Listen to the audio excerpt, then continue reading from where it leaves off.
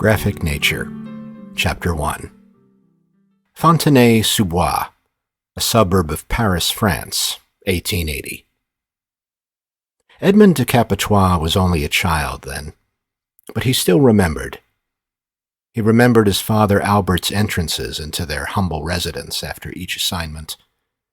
He remembered the varying levels of fatigue in his father's face depending on the length of his travels. He remembered how little his father spoke to his mother as he removed his coat, scarf, and hat, then sat down on the small wooden stool beside the door.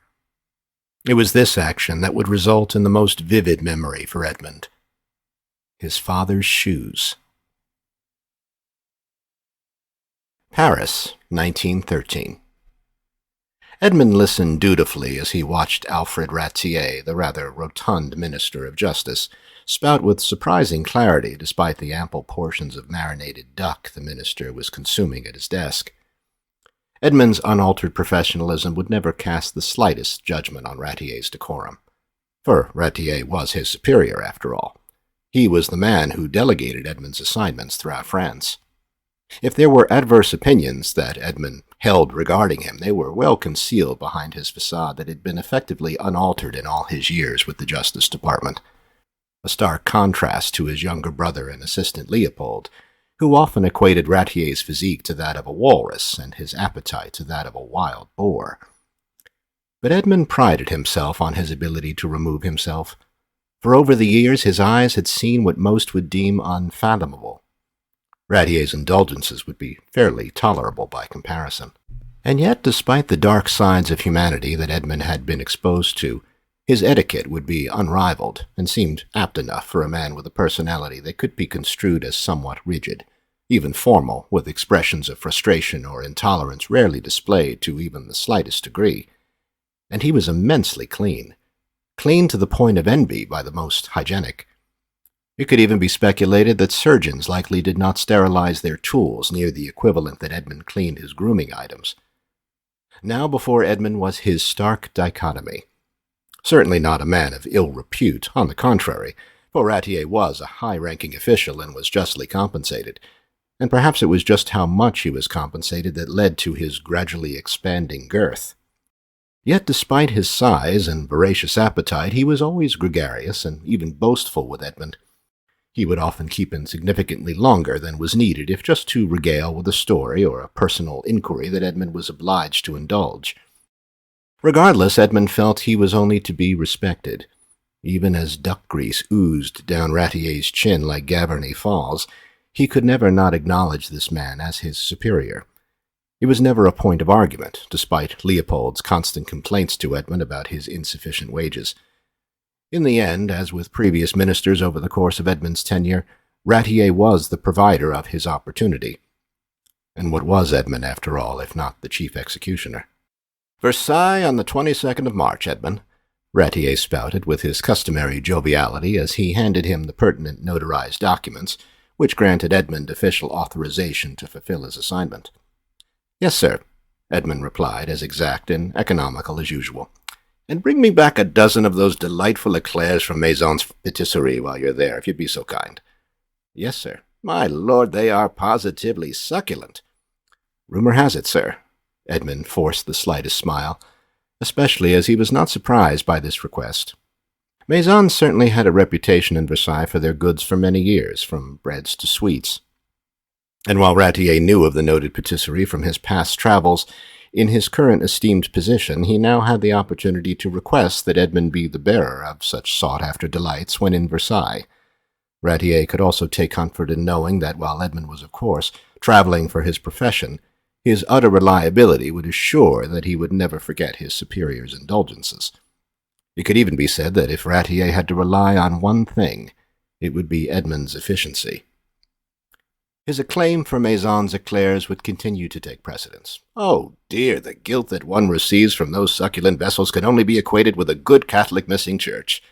But hopefully God's a little more forgiving in this regard, he snorted, accompanied by a momentary gagging from the duck he was still consuming. "I'm sure he is, sir," Edmond replied, as his smile weakened. "But are they not sumptuous, Edmond?" "Oh, I can't say that you're wrong, sir, as I've never actually had them myself," Edmund said, as if trying not to offend. "You've never had one?" "No, I haven't, sir, but they always look quite delectable." "In all your trips to Versailles, you've never indulged?" Ratier spouted, in utter disbelief. "Actually, no, sir." "Oh, you absolutely must." "Well, I'll insist that you try one this time, on my frank." "That's very kind of you, sir, but I'm afraid I have an aversion," Edmund slightly stammered. "An aversion?" "Yes, sir." "An aversion to what?" "To custard," Edmund reluctantly replied. "An aversion to custard?" "Yes, sir." "My God, man, you're French." "Yes, sir." "Well, that's like a panda having an aversion to bamboo." "It is unusual, I admit." "Is this some sort of allergic reaction?" "No, not really. Custard just tends to make me rather nauseous." "Well, I'm certainly sorry to hear that." "Well, sir, it's not really cause for too much concern. There are worse things, yes?" "Yes, I suppose there are." And yet it appeared almost inconceivable to Ratier. To Edmund, it was somewhat ironic that Ratier, who doled out execution assignments with the ease of a gin-rummy dealer, would be so taken aback by one's allergic reaction to something as seemingly innocent as custard. But for a man such as he, who felt justified in the many privileges that came with his title, such an aversion was a tragedy. This did not necessarily surprise Edmund, for in his observations from afar it appeared that, despite the accoutrements of family and lavish residences, true joy for officials of Ratier's standing seemed to only be obtained by diversions. Perhaps it was just another observation that made Edmund doubt the existence of a soul. Once Ratier recovered from Edmund's stunning admittance, as if not wanting any more eclairs to go to waste, he would make an addendum to his order. "You know what, Edmund, you'd better make that 2 dozen. 2 dozen eclairs, sir." "I know I'm a cow," Ratier guffawed, "but my God, Maisons does have a particularly sinful touch." "So I've heard," as Edmund returned a now strained grin while making a notation. "And 3 millefeuilles. My wife enjoys those very much." "I see. Or rather, she enjoys how much I enjoy them. I don't believe she much cares for them. At least help yourself to a millefeuille, Edmund." "Well, again, thank you, sir, but—" "Of course. The custard." "Yes, sir." "Well, then, how about one for your wife?" "I'm not married, sir." "Not married?" "Correct, sir." "Really?" "Yes, sir." As Edmund's polite yet strained smile returned, for this would be far from the first time that he needed to remind the minister of something he had previously disclosed to him. While it was obvious to anyone who had eyes that Ratier loved indulgence, it would be equally so only to those who needed to speak with him with some professional regularity that he could also possess the attention span of a flea. Perhaps this was genetic, or even a case of his dietary regimen beginning to seize his memory. Regardless, Edmund never would so much as sigh in private at the repetition he often endured as a result of his superior's personal inquiries. However, this was not to say that they didn't make Edmund feel all the more inferior, particularly with regard to his domestic background. For it was certainly not lost on him that a man of 45 years of age in France not having his own family would be deemed unusual. "Since when?" Ratier followed, regarding Edmund not being wed. "Since my birth, sir." "Why did I assume you were?" "I suppose because many are." "Yes, I suppose so," Ratier pondered, in the usual and similar fashion to his reaction of Edmund's custard allergy. "Yes, sir." Edmund again forced a smile, as if his cheeks were 2 weak trees attempting to elevate a hammock, before Ratier's inquisitiveness quickly shifted back to his gluttony. "In any case, Edmund, 2 dozen eclairs. And 3 millefeuilles?" Edmund efficiently recited from his notation pad on a separate page from the date and location details of his next execution. "If you'd be so kind," as Ratier smiled, his appreciation for the pending delicacies taking precedence now over any official business. "Of course, sir." Edmund never so much as motioned to exit without Ratier's dismissal.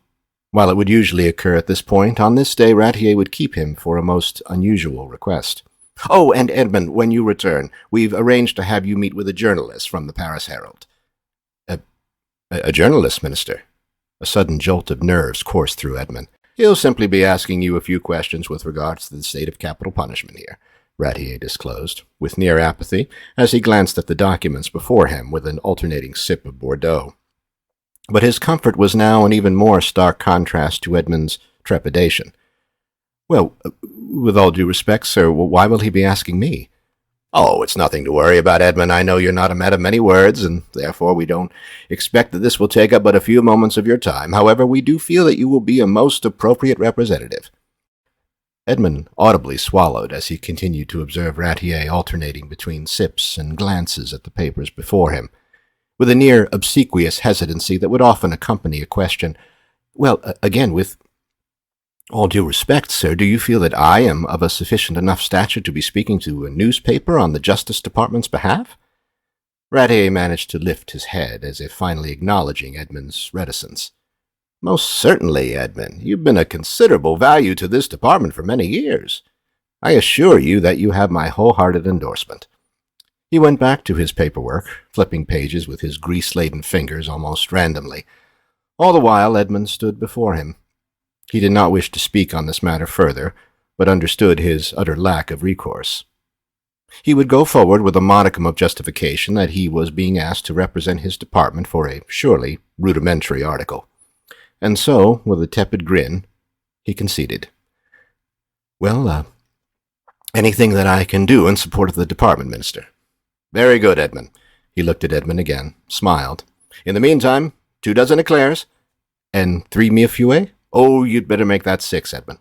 "6, monsieur," as Edmund quickly made the adjustment in his notes. "I know I'm awful," Ratier guffawed, "but I do have to take advantage of your Versailles excursions, as I don't get there myself much these days." His smile broadened, as nothing could incur such childlike whimsy in the man more than expectancy of treats. "I understand, Minister. Have a safe journey, Edmund. I am certain that everything will go smoothly, as always."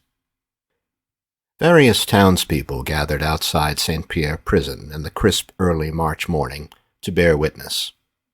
Jean-Paul Adair was led out, his hands bound behind him.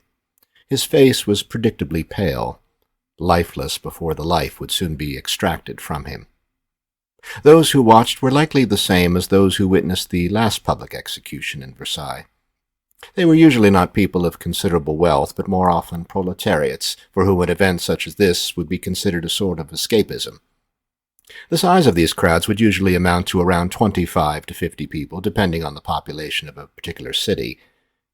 If the population was smaller, chances are that most of a town would attend, since word would easily spread. And if there was enough boredom suffered by the local citizens, chances were likely that this would be considered the equivalent of an opera that they could not afford to attend. To Edmund, they were all faceless and indiscernible, and he would have it no other way. He would never acknowledge their presence, for he would deem it disrespectful to his profession and to the procedure itself.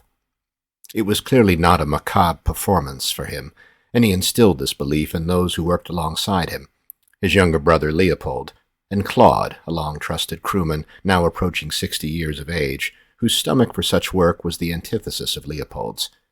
By contrast, even after working alongside Edmund for much of his adult life, it appeared to never be a profession that Leopold truly adapted to, whereas Claude approached it as no different than a blacksmith or a fishmonger.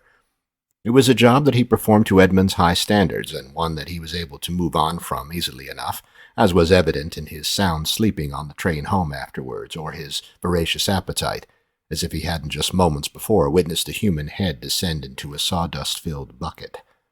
By now, Edmund's appearance was expected by the locals who had seen prior executions.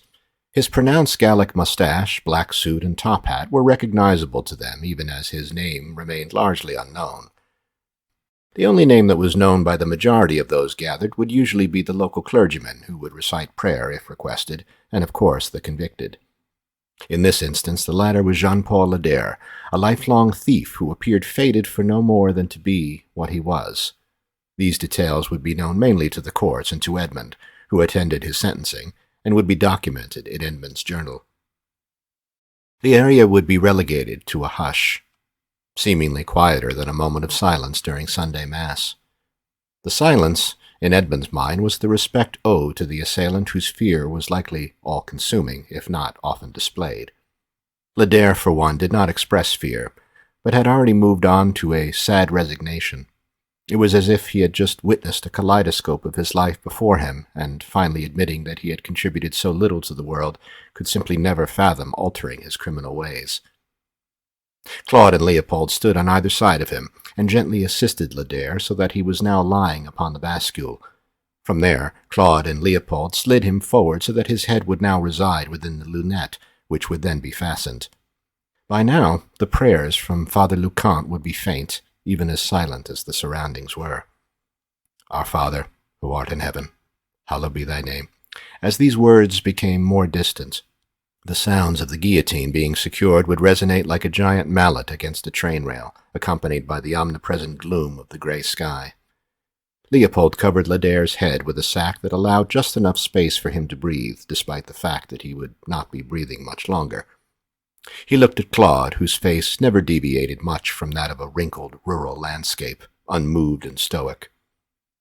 Leopold, in turn, looked back down at Ledare's covered head, looked up at the impending blade, then over at Edmond, who gave his usual final inspection of the device.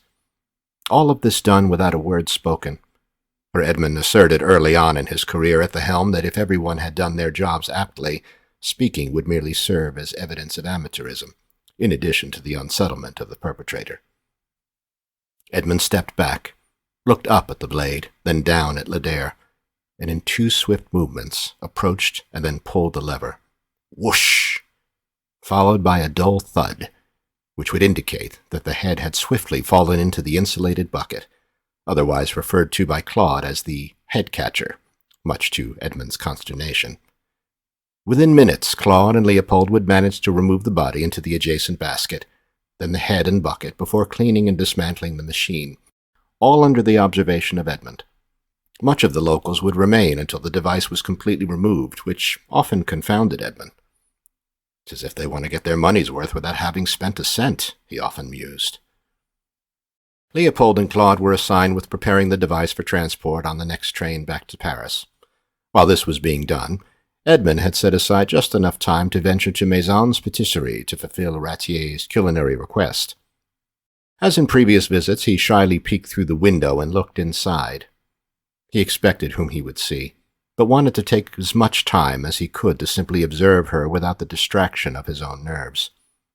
Her name was Juliet, a name still as yet unknown to Edmond, as his was unknown to her. She was the daughter of the owner, Maison himself. Maison was usually out of sight to the public, both due to the fact that he was the primary baker, and also because, at least from the occasional bellows of frustration that would emanate from the kitchen, he did not appear desiring of social interactions. That much he appeared to have in common with Edmond, whereas his daughter Juliet, while somewhat shy, could not help but radiate kindness, and she had never failed to appear warm and welcoming to Edmond whenever he frequented. After several visits over the past 3 years in which Ratier was the Minister of Justice, Edmond's attraction to Juliet had only increased, and yet his ability to move beyond the formalities of their exchanges in the shop appeared utterly daunting to him. After watching her write in a small book behind the counter for several minutes, Edmond finally entered, as there was not much time left before he and his crew's train was to depart from Gare de Versailles, just blocks away. He had his customary walking stick in hand, which would sometimes serve as a literal crutch that he needed when speaking to her. The ignited bell from the open door would prompt Juliet to quickly hide the book and lift her eyes as Edmond approached. "Good morning, madame," he managed, confidently enough. "Good morning, monsieur," Juliet smiled. It always smells so wonderful in here." "Yes, I know. I feel I gain pounds by that alone." "By the smell?" Edmond asked, unaware of her jest. "Oh, yes." "Well, it certainly doesn't show," he managed, with an awkward seriousness. It was quickly becoming clear that as the opening formalities were subsiding, so would gradually fade any comfortability in Edmond's conversation. "Oh, well, thank you," Juliet smiled again, though this time there appeared to be something else there. It wasn't discernible to Edmond other than the possibility that she remembered him. Does she? He wondered. He never assumed. As he asked this to himself, it soon became apparent that there was only silence between them, and he was staring at her. "Do you see anything that you like?" she asked. "Anything?" Edmond swallowed hard as his cane, its handle now wet with perspiration, slipped from his hand and descended to the floor. He immediately grabbed it and nervously resumed his perfect posture as if unwillingly posing for a portrait. "Oh, yes, of course. As he pulled out his small writing pad and quickly flipped past his notes relating to Leder's execution before coming upon Ratier's pastry list. "I'm to bring back several items, if you'd be so kind." "Of course. Thank you," as his hand shook slightly. "Now, let's see here. 2 dozen of your famous eclairs? Yes. And 6 millefeuilles." "Very well," she sustained her smile, as she pulled a small pastry box from a nearby stack and ducked to retrieve the displayed pastries that sat in perfect alignment like a decadent metropolis. Edmond would take the opportunity of her face being momentarily obscured to gather himself, as he realized his heart was slightly palpitating. He quickly took several slow breaths, while at the same time dabbing his moistening forehead, and felt that he was at least sufficiently masking his unease, which could only have been apparent. As Juliet continued to pull one of the many requested eclairs from the display case, Edmond sauntered slowly to the window, both to help in offsetting his nerves and to possibly garner a subject for a semblance of conversation. "The clouds are out yet again, it seems," he said, too softly. "I'm sorry?" Juliet peeked over the counter.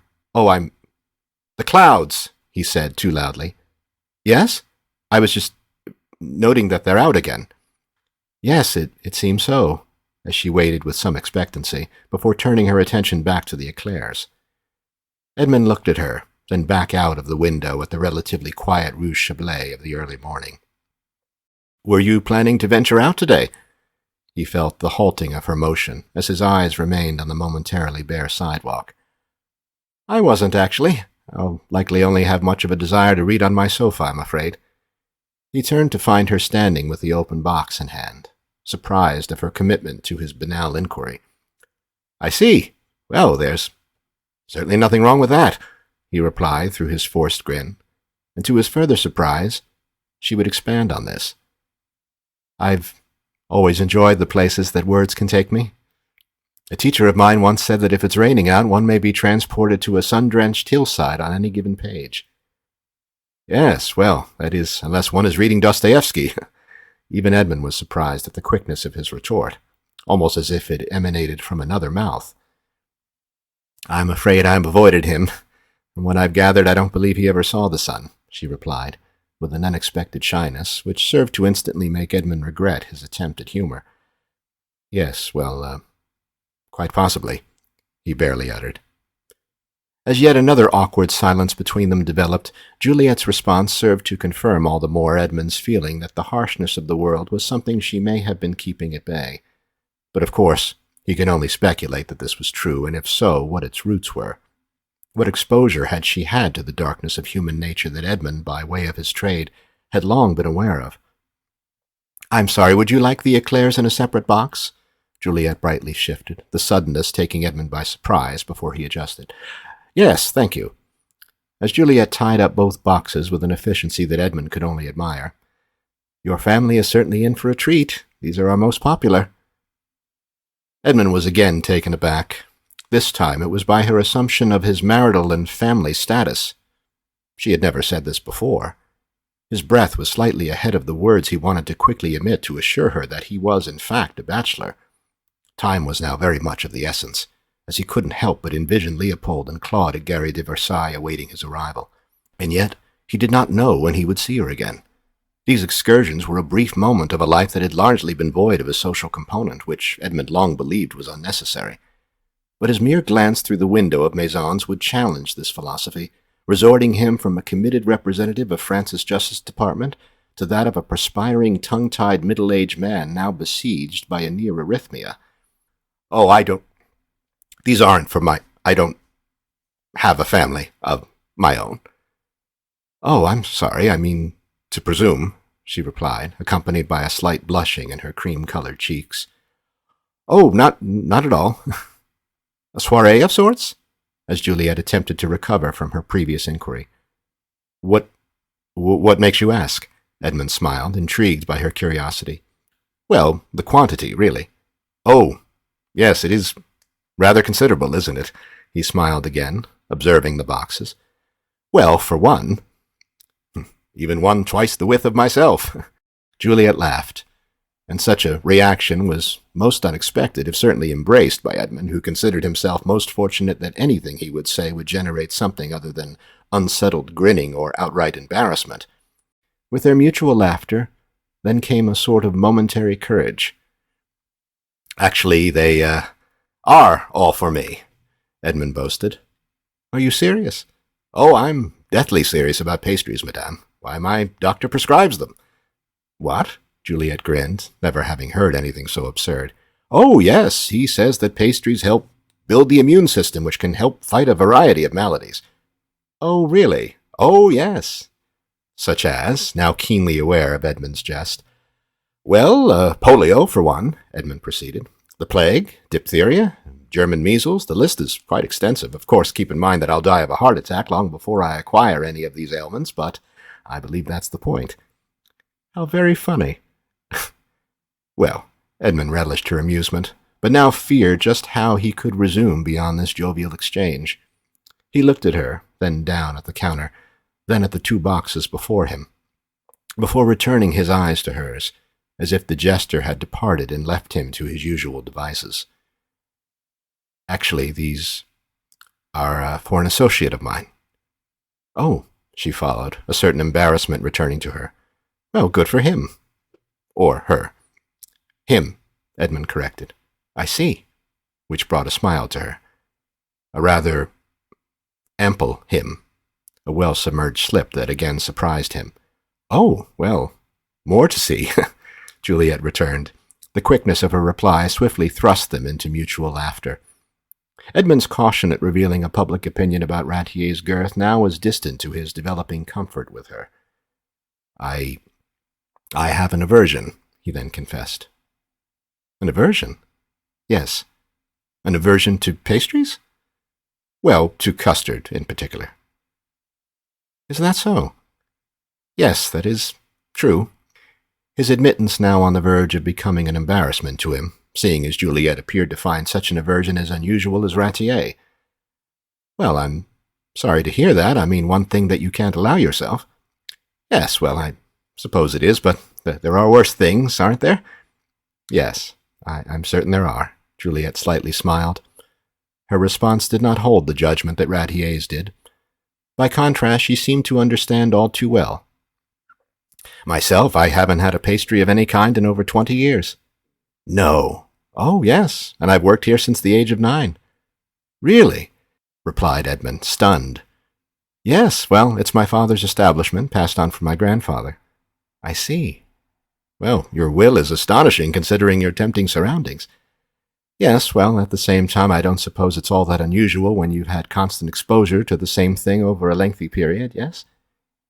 "No, I suppose not." The awkward silence appeared again, filled by their mutually uncomfortable smiles and the occasional murmured cursing from Maison in the kitchen, which would often come and go like subtle ripples, along with the sporadic clangs from the metal trays. Edmund nervously rubbed his forefinger along one of the pastry boxes, while clenching his cane handle, searching for his next words. "Will there be anything else?" she asked. Edmund's cane nearly slipped from him again, but this time he would not let it get away, as he weakly smiled. "No, that will be all." He quickly placed 3 francs on the counter. "And could you please provide me a receipt for these?" "Of course." Juliet provided his change, and then began writing out Edmund's receipt, which he would of course return to Rattier for reimbursement. As he observed her elegant handwriting, he honed up a last bit of courage. It's nice to see you again." She stopped writing, then looked up at him. "Me?" "Yes, I'm sorry, you probably don't recall me from your many patrons." "No, of course, I remember you. It's been some time since your last visit, hasn't it?" Yes, several months, I believe." "Are you from here?" "Versailles? No, Paris, actually. Saint-Forgot. That's where I reside currently." "Oh, I see," she smiled, then returned to complete Edmund's receipt. "Here you are." He took the slip of paper from her hands gently, wanting to somehow stop time or slow the seconds that were becoming minutes. He pocketed the receipt, gathered the boxes, then began towards the door. "It was nice seeing you again," she returned. He froze with the boxes clutched to him, momentarily breathless. "Oh, yes, well, You really have a lovely establishment here. It's always a pleasure to come to. Despite your aversion, she said, seeming more intended as a compliment than a jest. Well, sometimes one need only his sense of smell to be satisfied, as you aptly mentioned. As Edmond said this, it became clear to him that he meant something very different, and it seemed as though she knew that as well. He waited for her to respond beyond her smile, but instead, all he would hear was the distant train whistle, summoning him.